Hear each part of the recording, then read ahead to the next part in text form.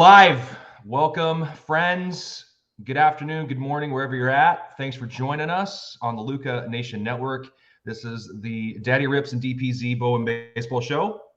And we are back to talk about DR's experience at the Dallas show. We're going to kick off the show. We're going to talk about that. We're going to talk about prospecting, of course, but maybe some World Baseball Classic conversation, some contracts that were made, some trivia at the end, and of course, at the very end of our episode, the Daddy's Pick to Rip. DR, what's up? What's up? How did Dallas? I don't even know my pick to rip yet, so this might just be completely like roll through it, yeah. off. I'll roll with it. But Dallas show was great. My first one to talk about. I think we need an official name for this show, right?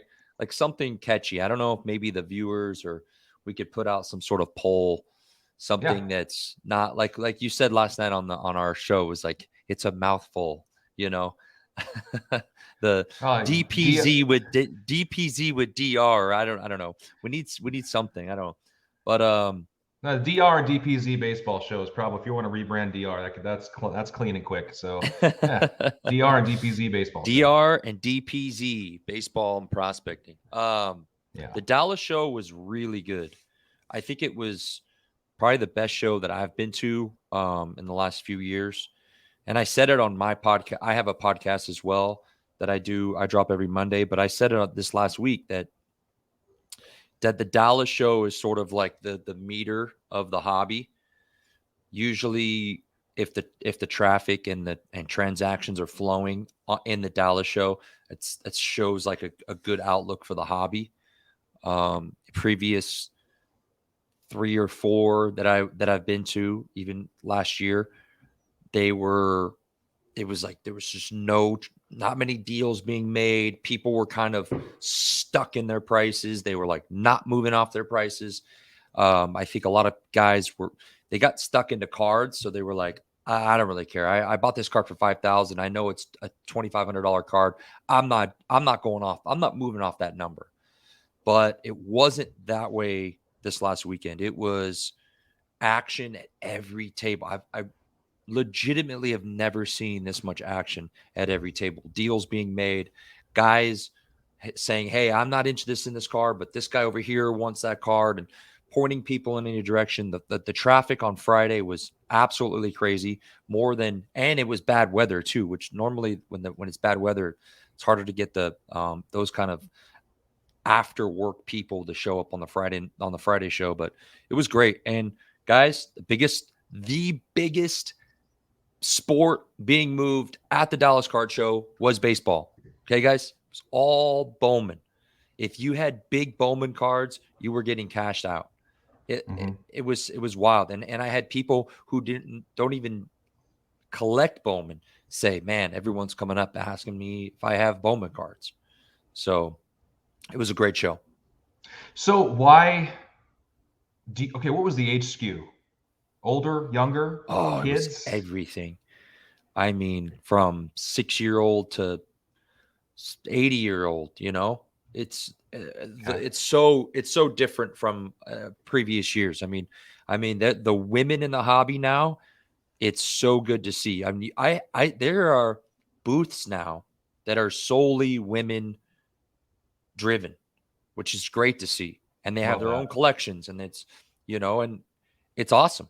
It's really cool because it's, you know, my daughters, I have 2 daughters, and they're both super into sports cards.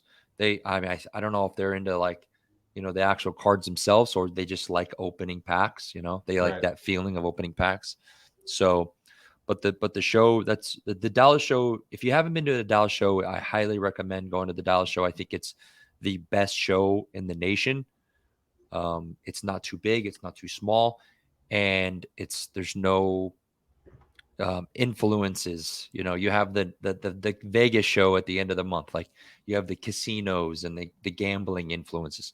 The Dallas show, there's really nothing around there. Everybody comes for the show. Just cards. Yep. I mean, we're going to be putting I've got 3. I got 4 kids, 3 girls. You got 2 girls. We're going to be putting 4 girls into this hobby. So the women in the hobby is only going to get stronger between DR and I. So Dallas show was great. Hmm. So you're at the Dallas show.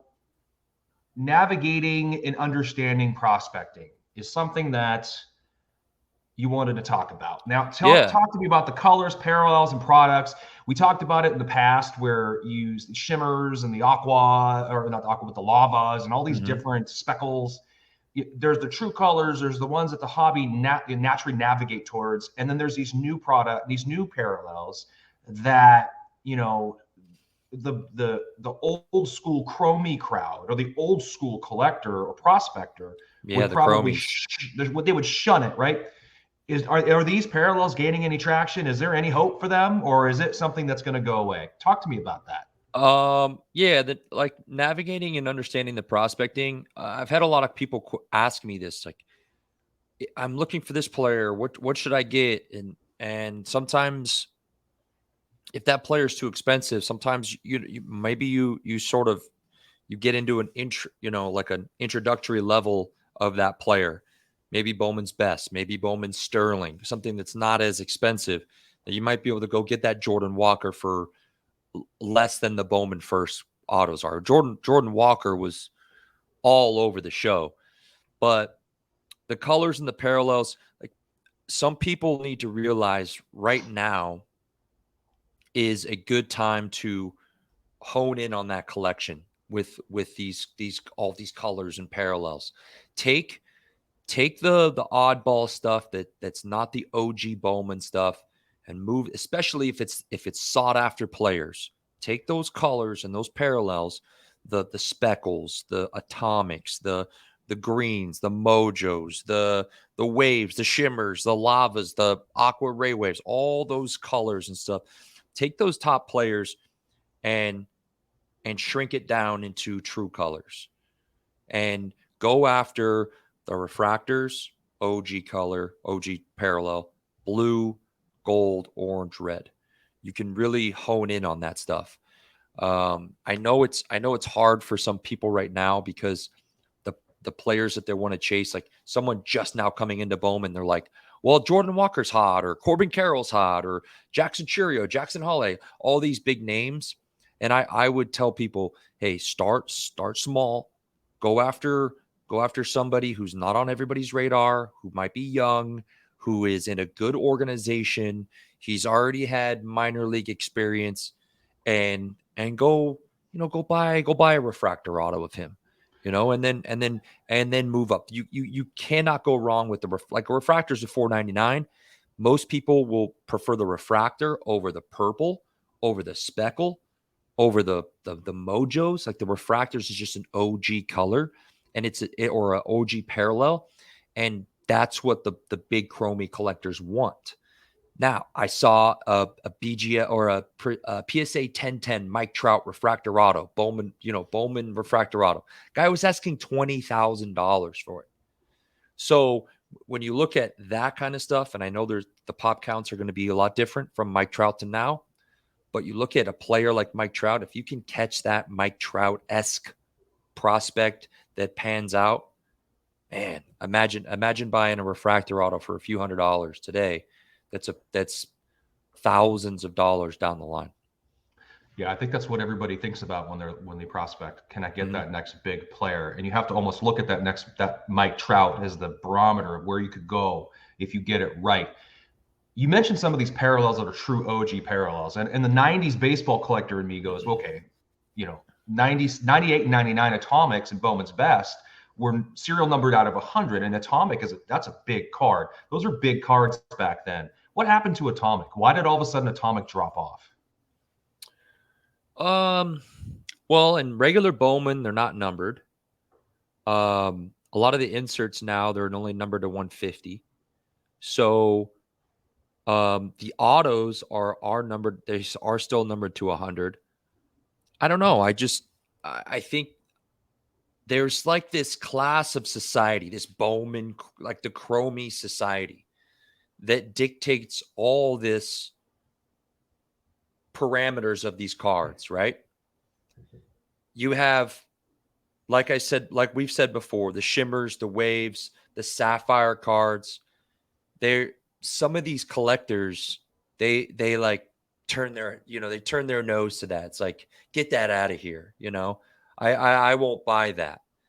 So I think we're going to have one of two things happen.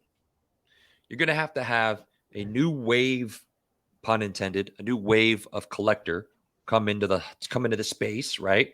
You need these guys that go, no, we like the waves, we like the shimmers, we want these cards, right? Or you're going to need one or two really big collectors to just go out and start sniping and hoarding these cards. Now, the problem with that is you might see the uptick of the true colors, right?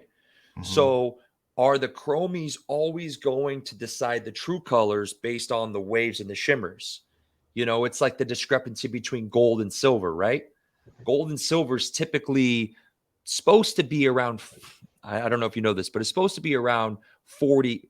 Gold is typically 40x what silver does. It's like this. Mm-hmm. They usually stay in the same parameter. Recently, silver's been like ticking down. It's like 80. Gold's like 80 times what the price of silver is right now.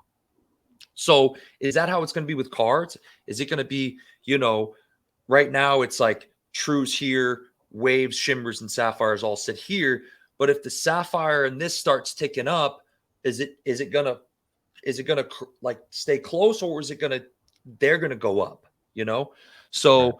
That could be a negative effect, because then the regular chromies are going to go, well, we see the true color as always 40% higher than the shimmer. So it doesn't matter if the shimmer goes to this money amount, then we're going to consider the true color this amount. So I don't know if that gap ever gets closed. I think it's always going to stay apart. Who are the true chromies? Who are those people? Tell me who they are. Not the names of the people, but yeah, like generally, who are they? Like 2009 till guys have been prospecting since 09, 08? Yeah, the guys that have been in it for 10 plus years. The true chromies are real quiet. The true chromies, they don't show their hands. They're very like in the trees, in the weeds, Right, it's really weird. Like I told you one time that I knew a guy who had all these cards and all of a sudden he like opened this other like thing, and it was like all Bowman, and then he goes upstairs and he shows me like all these cases, and I'm like, dude, where have you had all these? Like, oh, I don't want people to know. Like, baseball's where it's at. Like, that's where I can really make good investments and money. So I think they just like stay in the weeds. But there were two big collectors, and I won't name their names, that I've never seen them touch a baseball card, and that I've known them, and they used to even talk bad about baseball, that their table was all baseball. And it was really cool to see, because I'm like, I looked at him, I said, I told you you were going to get into baseball. And he was like, man, I can't keep these cards on my table. He told me, he was like, I get 5 new cards on and 5 cards are going. And 3 times that I went and visited his table, he had a whole new slate of cards over the weekend. He's like, man, it's going crazy. And he was buying, and he was just flipping cards over and over and over again.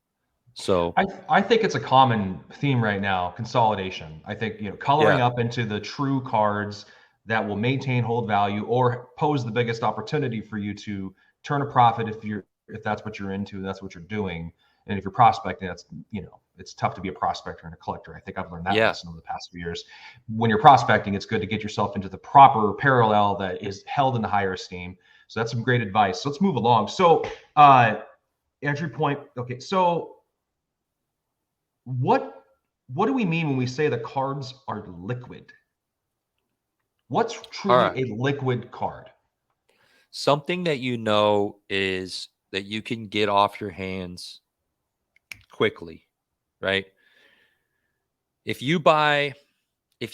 let's say you pull, I'm just going to use Jackson Holiday as a reference right now.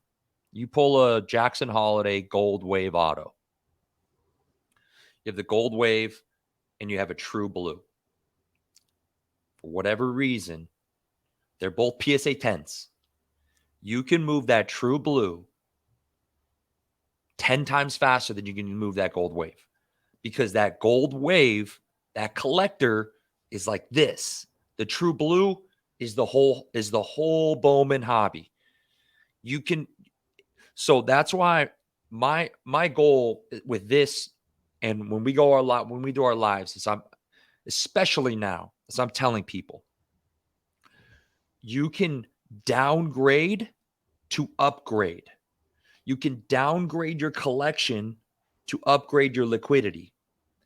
Take the waves, the shimmers, the sapphires, move them into true colors in order for you to be able to be liquid, because there might be a time where you might need some money, and that gold wave might take you a month to move. But that true blue, you post a true blue Jackson Holiday PSA 10 right now, you will get offers at 80-90% comps left and right. That gold wave, you might get one guy, two guys to DM you, hey, well, what's the, and they try to work out the true colors. For whatever reason, they're so much more liquid. And I've told people, they're like, what do I do with this orange shimmer? And I'm like, take that orange shimmer. I know it's worth $4,000. Go take it and go get 3 true blues that are worth $3,000. I know you're downgrading, but those true blues in the long run are going to hold more liquidity for you. And it's just more stable. And it just goes right back to, like, the true colors reign. The true colors reign all right now. Okay, guys. And the one thing I want to say is, you could clip this right now. It is Tuesday, March 14th. The season starts in 16 days, March 30th. Move everything that's not true color, all the hype players, all the most expensive, move those cards right now. Move them into true colors or get cashed out. Because as soon as those players start getting stats, the numbers are going to level out. The baseball market is booming right now. And I tell people, I'm like, you have a 2-week period right now to take advantage of this. Because as soon as those players start swinging the bat and start getting stats, what's going to happen is the baseball market's going like this. It's going to go like this, and then it's going to level off. You're going to get that taper off, which is fine. And the only upticks that we're going to see are guys moving up through the system, guys who are having phenomenal seasons, and then hype guys. Hype guys would be the new products that are coming out this year. So take advantage of it right now while you can. Okay, there's caveats to that, though. You're holding Marco Luciano. If you're holding Marco Luciano right now, you don't sell right now because he's hurt. He hasn't even played yet. Yes, you want to move him. You want to move him when he jumps from double A. And that's why. And that's why I said, move all the guys that are like playing. Everybody's going for right now. The Holidays, right. The Cheerios, the J-Doms, the Wits, the Volpes, all those guys. Move those non-trues. So it seems like you got like 2 or 3 years where they're the hottest. Mm-hmm. You got like basically 2020 till now. 2020 to 2023 prospects are pretty much it. I mean, anybody before that, I mean, they're too old now. We're not even thinking about them any longer, are we? Hey, you kind of have that window where you got to move them in that time frame. I got a 19. Yeah. You got Marco Luciano. He's like the last of that 19 group, right? I mean, or am I wrong? I mean, how long do you have when you say all this about coloring up? Are you talking about just 2023 guys or 2022 Yeah, I'm talking guys? When I say color up, I mean go after the guys that are proven. Julio. Like if you have a big Jackson Holiday or a big Jackson shirt, recent players, and it's a big card, might be a red wave or an orange wave or something, I'm like, color that up. Color that up into a true color, into a prospect that is proven already, maybe already in the bigs. Like you talk about before 19, look at Luis Robert. This isn't I feel like it's a make or break year for him. His cards are so down. I remember when his golds were doing like $40,000. Like his cards are just down. Like I think his true red is down to like $15K. That's pretty wild when his true golds were doing $30, $40, $50,000 at one point. So he's like a make or break player. But yeah, anybody before 2020, you're starting to get into that age. You're starting getting older, like Luciano. Like when are you going to do it? When, like, how long? That's another thing. Like, how long do I hold? How long do I wait until I go, man, I have all this money tied up into Marco Luciano. Do I just move it into somebody else and just like reinvest into an 18, 19-year-old and then just hope that player comes up eventually or quicker than Luciano? So maybe that's another topic we can cover another day. I mean, there's yeah, so yeah. much. Oh, There's yeah. so much to unpack there because you have to discern, like, all right, when is too old? You can look at the numbers. It's very rare a guy breaks into the league after 25 and has a Hall of Fame type career. So I think it's important for them to be younger, entering in and have a success. And what is a prospect versus who's established is another conversation too. I think we'll talk about that next week. Maybe who's a prospect still and who's an established Major League Baseball player. I mean, there's lots of different ways of looking at that. Some people might still consider, Ronald Acuna Jr. a prospect. Some people might consider him more established. Who knows? I mean, that all in Jackson Holiday and Churio, those are prospects versus established players, and sometimes 2 or 3 years in the league. I mean, Kyle Lewis won the American League Rookie of the Year. Now he's like gone. He's a Diamondback. Yeah. Hurt all the time. And the hobby didn't like Kyle Lewis because of his age. What is he, like 27? Yeah. Yeah, and he won Rookie of the Year at like 25 or something. So the age thing, a lot of the chromies they are like so big on age. They scoff at guys that are like that 23-year-old prospect that's still in AA. All right, let's switch gears and we'll a couple more topics before we end the show. We're trying to keep these a little shorter and sweeter for you because it's a little easier for you to digest. And there's a lot of stuff to talk about, and we don't want to overwhelm. So let's start with this. Corbin Carroll just signed a massive deal with the Diamondbacks. Looks like it's an 8-year deal with a club option in 2031. It guarantees him $111 million, and it could reach $134 million if the option is exercised. So there are escalators in the pack for 29 and 31. He's a leader of the young group there, but that's a big commitment for the D-backs and Corbin Carroll. Kind of goes along with your pick of him winning. I mean, what do you think of that? How do you feel about that? I think it's a win for the Diamondbacks. Because if I was a player, I'd be like, no, I'm not signing 8 years. Because what if – so what's going to happen if, let's say Corbin Carroll pops off, he wins NL Rookie of the Year, and in 2 years he wins the MVP.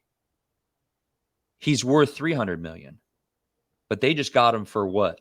100 and something for 8. You know what I'm saying? I think it's a win for the Diamondbacks. I think they're banking on that he's going to be the next big thing, and they're going to be into him for cheap. Right. I think you see teams doing this now. You see the Padres like did it with Tatis, Wander Franco. They did the same thing in Tampa Bay. They did it with Julio in Seattle. They continue to lock these young stars up quick and soon. Otherwise, it becomes a Juan Soto situation where he's just going to bounce around a bit. So something else I want to talk about, J-Dom. He is now looks like he looks the part. 4 homers in 9 games. I mean, is this the time to sell J-Dom? I'm going to play devil's advocate with J-Dom. And I only say this because I'm a pitcher. And my business partner, Sleevey, we're pitchers. The thing that we worry about with J-Dom is that a lot of his big hits are coming off of that first pitch fastball. And once the league understands, hey, this guy is a fastball hitting player, he'll never get a fastball down the middle ever again. And a lot of these home runs are just first pitch fastball, guys trying to get ahead of the count, to get that 0-1 count, and he's just teeing off on these fastballs. So that's the one thing I will worry about. Just because that's coming from a pitcher's perspective. I'll give you a quick rundown. When I was in college and we would have these scrimmages, I had our best player teed off on a fastball on me, hit a home run, laughed around the bases, right? He's laughing, giggling at me. And as he's rounding third, I looked at him. I said, I will never throw you if you'll never get a fastball again. The next at bat, he came up. I threw 8 curveballs in a row and struck him out. And we battled. He fouled him off. But I literally, and as I struck him out, I said, you are never getting a fastball from me again. And so these pitchers are just going to learn. They're going to have these tendencies. Hey, this guy tees off on first pitch fastball, change up first pitch. They're going to start throwing these off-speed pitches first. And And Darn so, away. and Darn he, away. and then he's going to have to adjust, you know, it's just like Right. Mike Stanton had the same problem. He can't hit sliders away. So yeah, it's all about that game. It's a chess match between the pitcher and the batter, and one guy adjusts, the other guy adjusts, and you have to learn to be. You know, you look at Jared Kelenic now; he's hitting the ball really well. It's all about his stance, and he needs movement in his stance. Yeah. And once he reincorporated he had that rocking thing he used to do when he first came up. That was a little bit obnoxious. I used to have, I would wiggle, and it was more of like a timing thing, right? Yeah, you get movement. And I think that they reincorporated that movement and they tried to mess with it. They brought a bit of it back in and that gave him more of that fluidness. It gave him more of a kind of a relaxed feel. Some hitters do that and they have to kind of, work through their stance, how they approach the plate, the kind of pitches the pitchers are, everybody's studying that stuff, right? Everybody's got all that data and detail to attack a hitter differently every time. Then the hitter has to adjust. And that happens within the game too. You have first, second, third time through the lineup, guys are adjusting. So it's just a constant change. It's a constant, which is fascinating about baseball, is there's a game within the game within the game within the game. There's 17 different games within the game. That if you know baseball well enough, you understand and kind of watch it. It's really intriguing. I know people are trying to speed the game up. They want to see the game become more exciting, more mainstream, but you got to be careful because, and actually, that's a great, we're running up against our time that we want to insert upon ourselves, but that's another great question. The pitch clock. What do you think that does to baseball this year? You got guys getting called strikes. You got to be careful late in the game. That cannot decide a game. It's making people. You see Scherzer. He was waiting. And that I know who he was battling against. I think it was the Reds. He just basically stayed set. So the minute he stepped into the box after a timeout, fired away and struck him out. How do you manipulate that as a hitter or in a batter? I'm all for speeding up the game. A lot of people are just sometimes even going to the games, it can get a little mundane, and I'm all for speeding up the game. But my problem is don't let the umpires take the game away from the players. Do not let them dictate the game. Do not let them have more power than they already do, right? So, I mean, you've seen it in basketball where these refs can literally take over games just over ticky-tacky fouls late in the game. They could control the aspect of the game. Just don't. I'm all for speeding up the game. Don't let the umpires have too much control. Got it. So, friends and fam, I'm going to punt a little segment I was going to introduce today to the next episode. We'll have plenty to talk about. So, DR, what do you got? Picks to rip. Picks to rip. Let me think. I'm going to go because it's a low. It's under the radar. We just ran a case of it last night. It's not that deep of a class. I'm going to say Kobe Mayo. He's in 2021 Bowman for the Orioles. It's a great prospect. Got a lot of pop, and he's just flying under the radar. Because of obviously all these other Orioles, like, another Oriole prospect. Right, you have Gunnar Anderson, Stowers, Jackson Holiday, all these players just adds to the list. And those boxes are like $280, $300 for jumbo, and he's in it. There's plenty of other prospects in it, but 2021 Bowman is a sneaky product. So Ronnie Marciano is still flying under the radar. So cheap. Is it because his autograph looks like he's 12 or 10 or 5? I don't know. It's hard for me. I look at that. I'm like, I don't know what is that? I just picked up his true blue BGS 95 Gem Plus for $500. When you have the same card for Ellie De La Cruz, right, for like $4,000. It's like it makes no sense. Ellie is not 8 times Mauricio. But I think it has to do with I don't think a Met fan is convinced he's going to stick around. I don't think they think he's going to be a Met. Yeah, which would be better for him, to be honest. That's what I think. I think that the market might be thinking that too. Who knows? Anyway, guys, friends and fam, send him to the Dodgers. Send him to the Dodgers. Friends and fam, thanks for joining us for another episode of DR and DPZ's Bowman Baseball Show. Sounds a lot better. Again, folks, remember, we're not giving financial advice here. We don't want you to go out there and over-leverage yourself. Be careful. Be mindful of your portfolio, of your finances. This is for fun. Always spend within your means. Always know that if you're breaking stuff or you're buying stuff, it may become worthless. So just remember that. You might get a picture. You just might get a picture. And then you might not want to cut cards anymore. Just kidding. But anyway, everybody stay safe out there. Thanks for tuning in to Luca Nation. Appreciate everybody. Yeah, go check out a break if you can with Daddy Rips.